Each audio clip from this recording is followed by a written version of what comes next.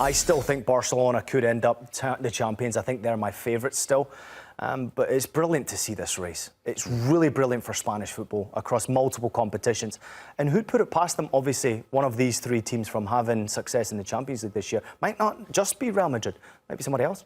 We've had a great week in the Copa del Rey, particularly that Barca Atlético game, which was utter madness, as we just saw there. Now it's all eyes back on the captivating title race for the weekend. Which way will the pendulum swing? Ian, how do you think those midweek games in the Copa del Rey, particularly that 4-4 game between Barca and Atlético Madrid, will affect the weekend? Will there be any kind of hangover? I mean, especially from that Barcelona Atlético Madrid game, a 4-4 game, and how much energy was probably consumed in a match like that. Yes, I would say that there will be some sort of a hangover for both Atleti and both, obviously, Barcelona. But I do think that Real Madrid played somewhat in second gear. They didn't necessarily express themselves to the 100% of their potential. They rotated the lineup. Kylian Mbappe was missing because of his tooth. I mean, I think that Real Madrid probably took this, understandably so, very seriously, but understanding that La Liga was coming up, it was a massive weekend for them. Just get a result against Real Sociedad and then go to that second leg. It's just unfortunate we got to wait 5 weeks now for those second leg fixtures, because that Barca game was a banger.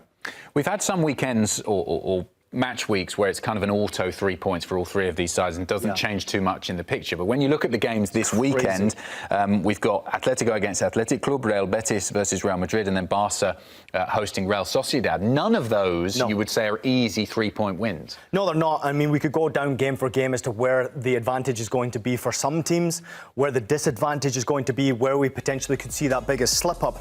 Actually, if you look at all three of these games, you could say that there could be a slip-up in all of them. Maybe if I was leaning to one team having an advantage, it would be Barcelona with their game against Real Sociedad. Sociedad are crap on the road. They've scored 8 goals away from home.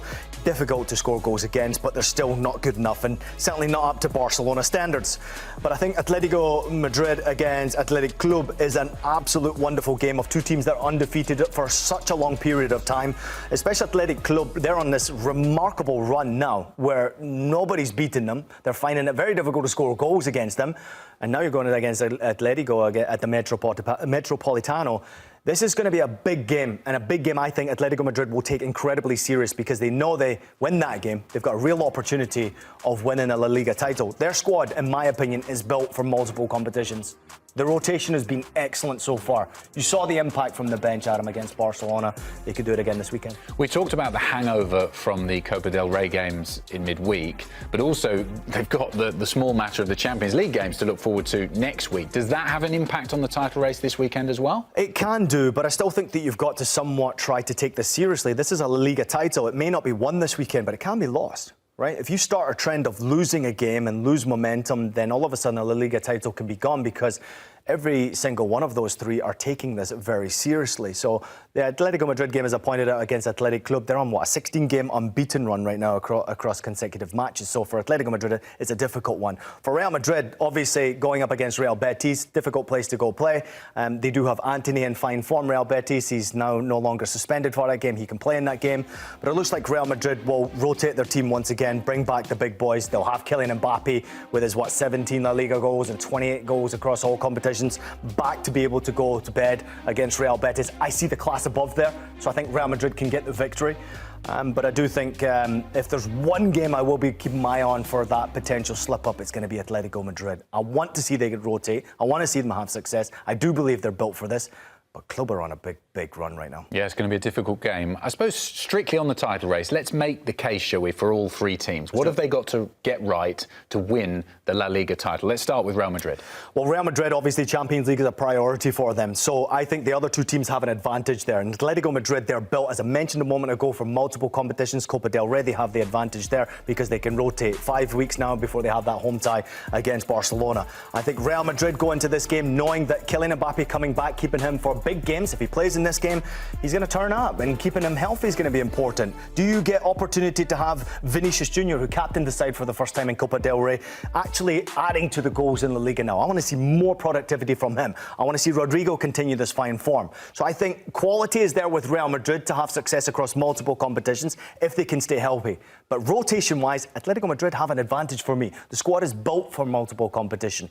Barcelona, on the other hand, are just in fine form right now. I thought the performance, obviously, they should never have thrown that first leg away and ended up 4-4 against Atleti. But I do love the fact that Hansi Flick has got this team really purring at the right time across multiple competitions. Champions League game coming up for them is going to be a tough one, though.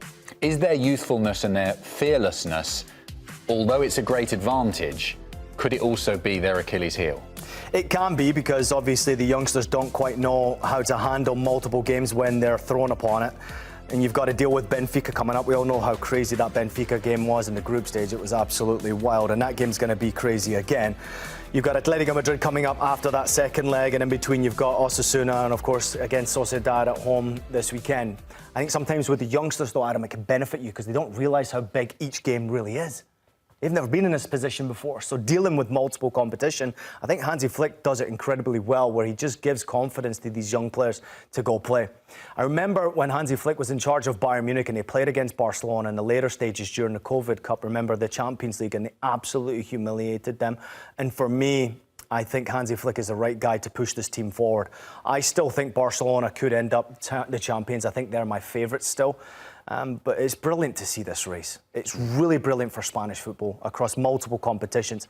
And who'd put it past them? Obviously, one of these three teams from having success in the Champions League this year might not just be Real Madrid, might be somebody else. And just finally, 1 point behind we find Atletico, maybe at the moment the one with the least high-level opportunity to win this, but you wouldn't put it past Diego Simeone springing a surprise. If they're going to do it, what's he got to get right?